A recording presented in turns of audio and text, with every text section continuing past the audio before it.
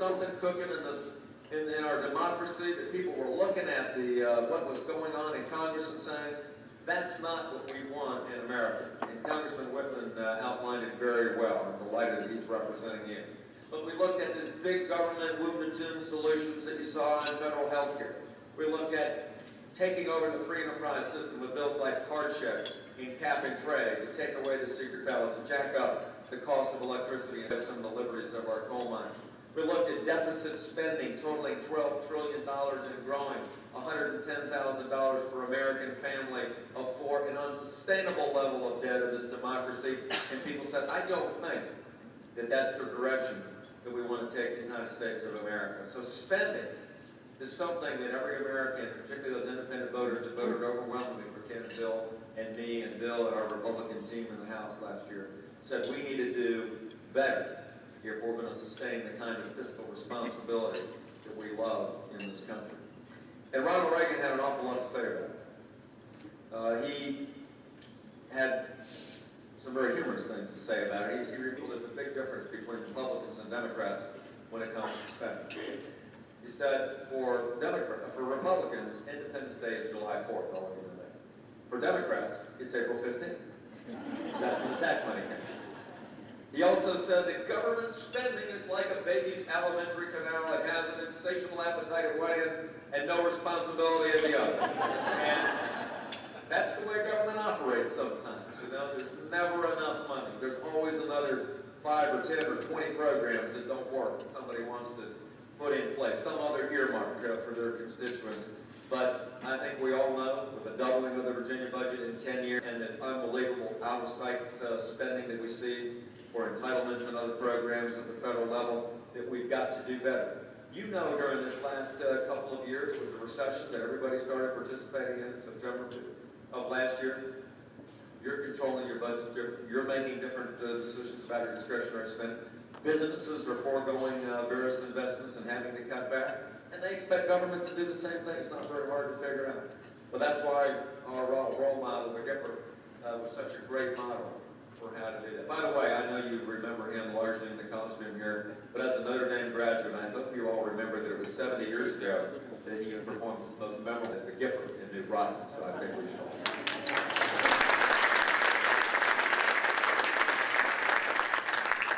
Well, I hope the reason you're here tonight is not just to have our lovely, wonderful, joyous chicken that we always enjoy here as Republicans, and not just to be able to hang out with Mark and Bill and Richard and Rich and all of your other great elected officials, but there's a deep sense of love and concern for your state and your nation that brings you here tonight. That you understand that the things that we read earlier in the Republican creed are the things that unite us as conservatives here in America. We really do believe a strong national defense is essential to the security of our nation.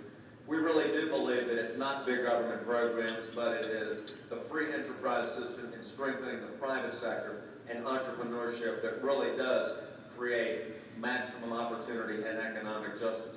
We really do believe that faith in God is indispensable to the moral fiber of the nation. These are the principles that Rob is putting in place in Congress, that Bill and Mark and Richard and Rich and the other team, the rest of the team is putting in place in Richmond in the General Assembly, that makes a difference in what kind of state and nation that you have and your kids have and your grandchildren are going to have in their future. And I hope that's why you're here tonight, because we always have another context.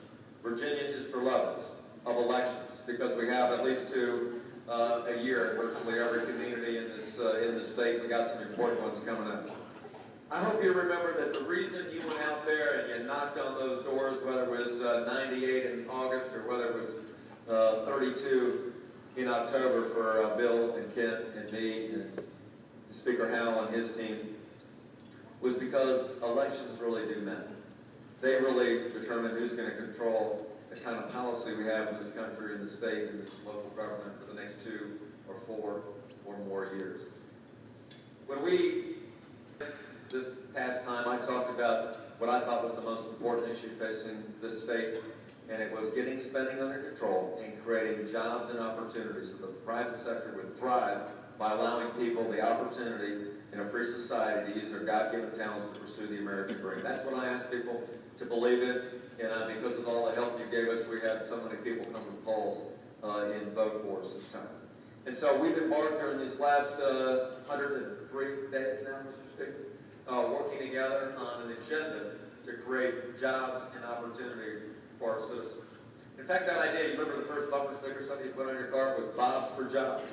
My friend Bob Ehrlich, running for governor in Maryland, bumper sticker 3 weeks ago, Bob's for Jobs. In fact, every candidate for governor now is running as Republicans, changing their name to Bob. So that they can have a sticker their way.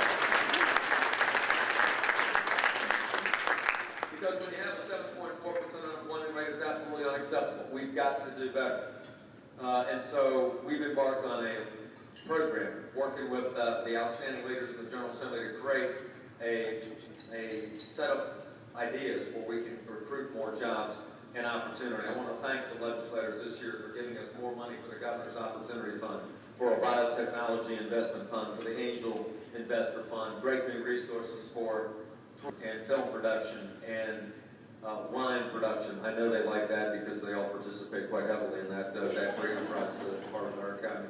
And the other things that are going to continue to make us a prosperous state. So I've got more resources now than any other governor's ever had to be able to tell the Virginia story, not just around the country, but now with their leadership this year, with trade offices in India, China, and England. I can't wait to go cut those ribbons by the end of the year and tell people in those countries to come to Virginia and bring their jobs and opportunities with them so that they can locate in the most business-friendly state in America.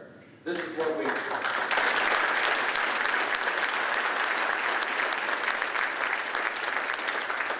I hope you've seen the beginning of the fruit. We've had about 10 economic development announcements now in this first 103 days, creating thousands of jobs. This week was a very good week.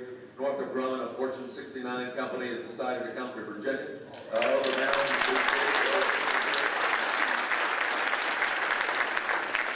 But I can tell you the biggest announcement of the week was actually on the next day, on Wednesday, when we announced 250 new jobs coming to Martinsville, Virginia, that's got a 21% unemployment rate. That means so much to us.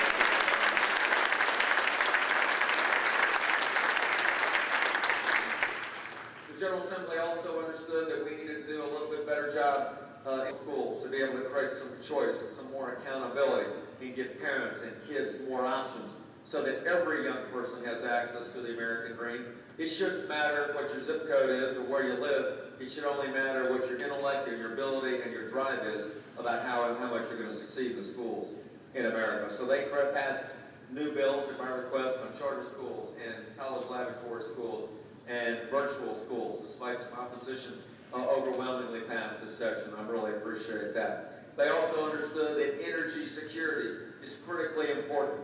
For us to have a long-term energy policy that depends on the whims of Venezuela and Russia and Iran is good for our citizens or for the military. And